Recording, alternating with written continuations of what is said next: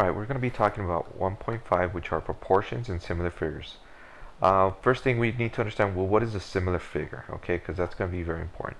Well, similar means things that look the same. Okay, similar. That's the definition of similar. There is a symbol in geometry we're going to use. That's going to be the little squiggly line. So here we have triangle ABC is similar. Okay, so that means similar to triangle FGH. Okay, so here are similar figures. There's a few things we need to know. So let me put on some angles. Let's say angle B on this smaller triangle is 50 degrees. Let's say this angle A is 70 degrees and angle C will make it 60. Alright, so first thing we need to understand is that corresponding, when they are similar figures, okay, the angles correspond to each other, meaning that they're the same. Okay, so corresponding angles are equal. What does that mean? It means that this angle B is going to be equal to this angle G. So if this angle measures 50 degrees for B, then G has to also equal 50. Okay? Angle A, okay, is going to be similar to angle F, therefore this angle is going to be 70 because they are equal. Okay, and then angle C is going to correspond, meaning it's the same one, and it's going to be this one that is going to be 60 degrees, which makes sense, guys. If you look at the triangles, they're going to look the same, so the angles must be equal. Okay, so you're always looking for what angle represents the other angle that they're corresponding. So B corresponds to G, A to F, and C to H. Okay, so that's the first thing. Alright, another thing we need to talk about is the sides.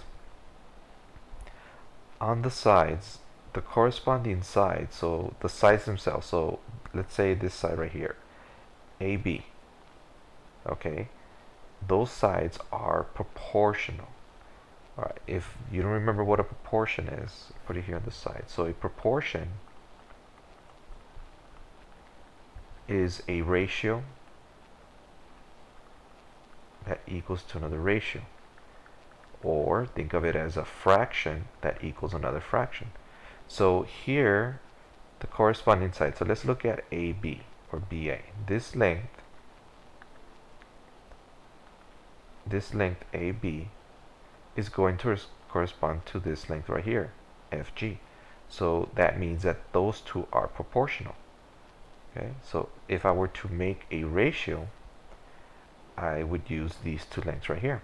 Okay, and that's what they use here. So AB is proportional to FG, so this over this.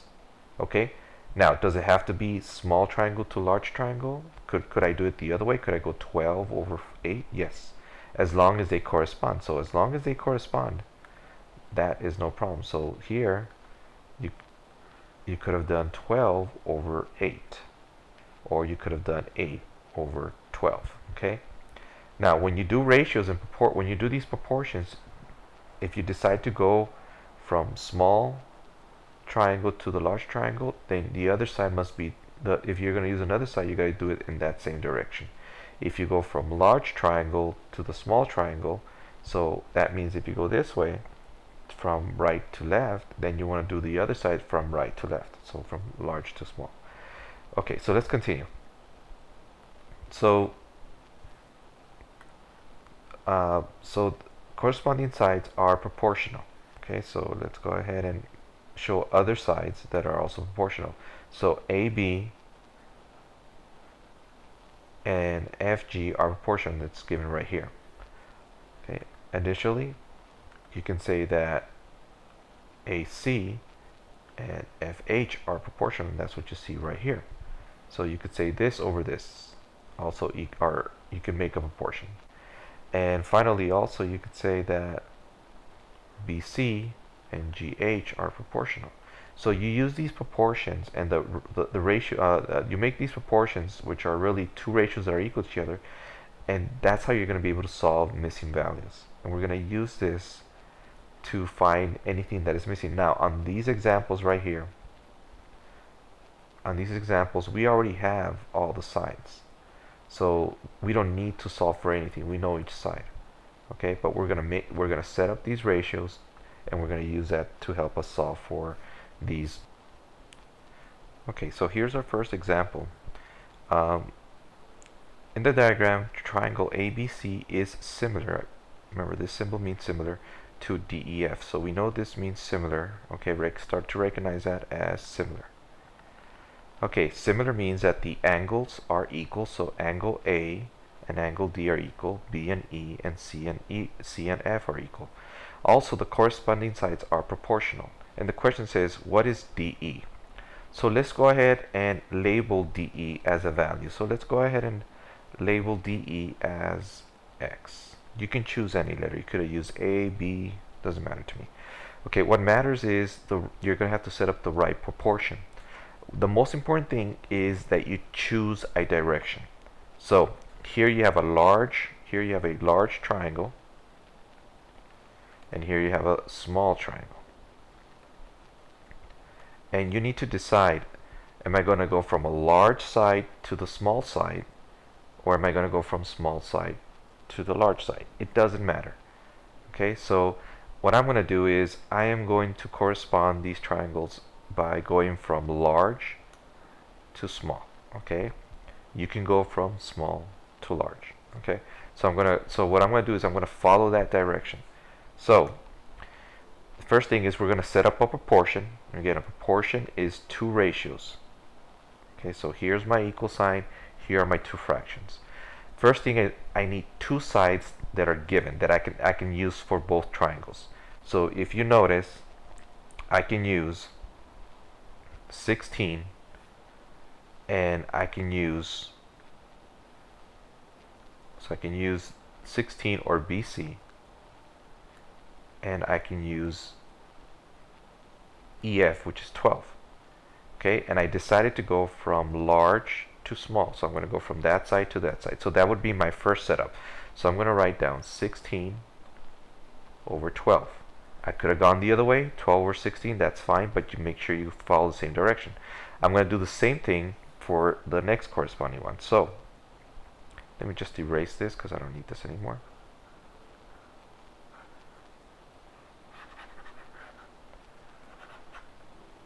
Again, this is our X.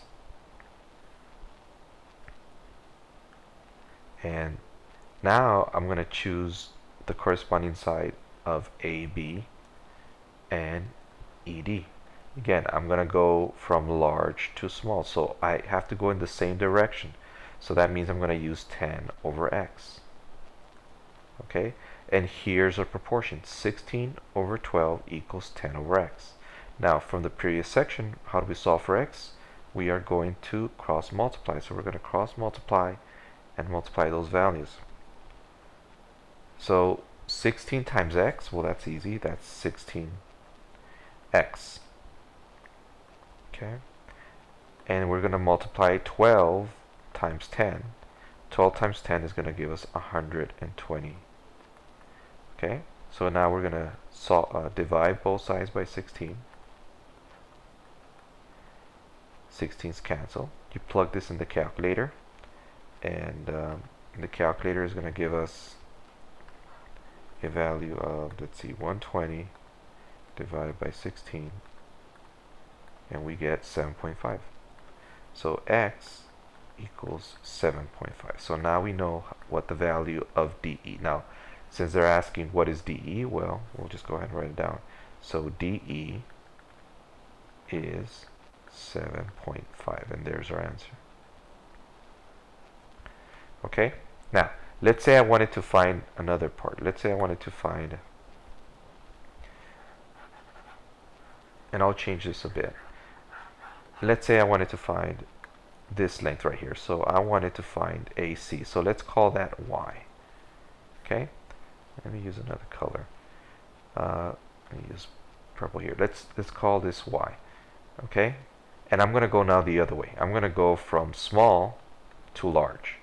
So I'm going to go from 12 corresponded to 16.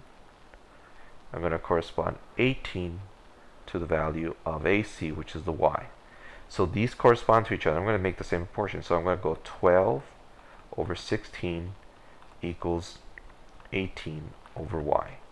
I'm going to cross multiply. 12 times y is 12y. And then I'm going to multiply 16 times 18. I need my calculator for that. So 12 times 16. I'm sorry, that's incorrect. 16 times 12. I'm going to multiply 16 times the 12. So 16 times 12. I'm sorry, 16 times 18. Okay, making a couple mistakes here. We're going to multiply those two numbers. So 16 times 18, that's this cross multiplication. So I'm multiplying this one and this one. And I end up with 288. So 12y equals 288. Now we want to divide both sides by 12. So y is 288 divided by 12. So 288 divided by 12. And we get 24. So y is 24. And therefore, the value of AC is 24. It wasn't part of the problem, but I wanted to show you. Alright, so again, choose a direction, okay, to set up your proportion. So you got to go either from large to small triangle, or large figure to small figure, or small figure to large figure, but make sure you go on both directions, okay, and that's how you set up your corresponding sides. Alright, let's move on. Okay, so now we have here, we're going to go ahead and apply these proportions on a word problem. So we have the sun's rays strike the building and the girl at the same angle, forming two similar triangles shown. So they're talking about the small triangle here with the girl and the building itself that forms with the shadow. How tall is the building? Okay, so they want to find out what is the value of x. So if you notice, they give us the shadows of 3 feet and 15 feet, okay, and then they give us the height of the girl, and then they want to know the height of the building.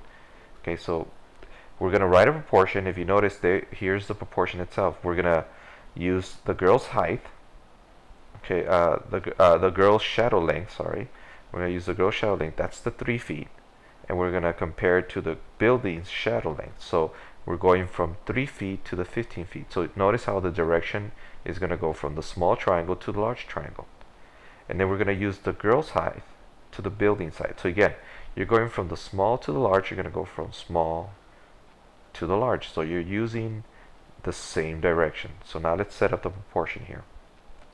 So our proportion is going to be the girl's shadow, which is going to be 3,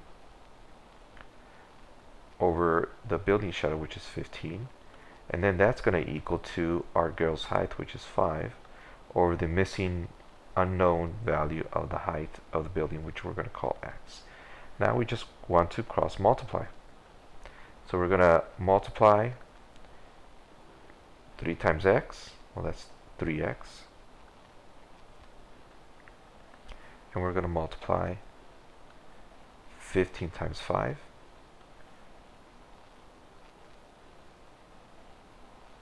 Okay, 15 times 5. Let's see, that would be 30, 60, 60, 75. Okay, that would be 75. And then we just want to divide by 3. That cancels, so x is going to equal to 25. And that would be your answer. Okay, all right, let's move on. These are quite simple once you see how these work. All right, let's move on to another example here. All right, so we have a map and we have a scale given to us. The scale is 1 inch represents 110 miles. Okay, so what is the actual distance from Jacksonville to Orlando? Use a ruler to measure the distance from Jacksonville to Orlando on the map below. So if we measure from Jacksonville to Orlando, they give us this diagram, they have the ruler. This measures 1.25 inches. So here's our 1 inch right here, plus an additional 1/4 inch. Okay, so it's 1.25 inches. Alright, we are given a scale of 1 inch to 110 miles. So right here, this is our ratio. So the ratio right here is going to be, right over here, it's going to be, we're going to use inches to miles. Okay, so that means we're going to do the same thing on this, and we're going to use inches to miles. Alright, we're going to use the scale itself. So 1 inch, so we'll put a 1 here, over 110 miles. Okay, now they want us to find the distance from Jacksonville to Orlando, so that means that we want to find the actual distance in miles, so this would be our x. And the distance in inches for these two distance from Jacksonville to Orlando was 1.25 inches. And this is our proportion. Alright, so now we need to cross multiply. So we're going to go ahead and cross multiply 1 times x and cross multiply 110 times 1.25. Okay, so if we start 1 times x, well, that's just x. And then we just need to get a calculator and multiply 110 times 1.25. So I'll get that out. And we're going to multiply 110 times 1.25 inches. And that'll give us 137.5. So that means that the x value is 137.5. Now to the question, what was the actual distance from Jacksonville to Orlando? So the distance is 137.5 miles. And so there's our answer. Okay, easy. Okay, let's go on to the next problem.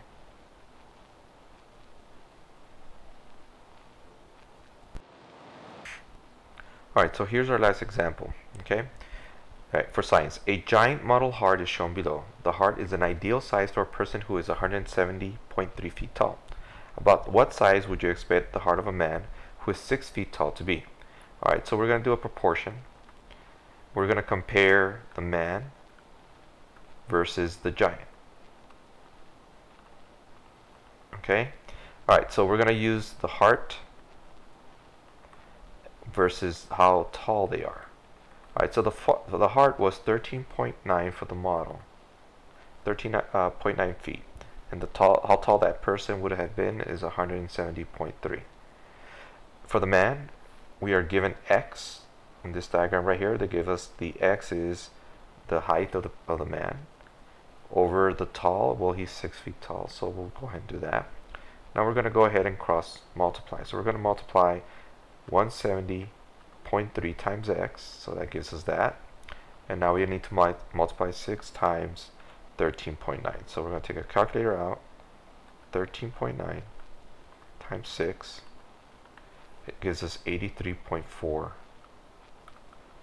Next thing is to divide both sides by the number in front of the x, which is 170.3. Going to cancel, and now we're just going to go ahead and solve for x. So we're going to take our calculator again, divide that 83.4 by 170.3, and we get 0.4897.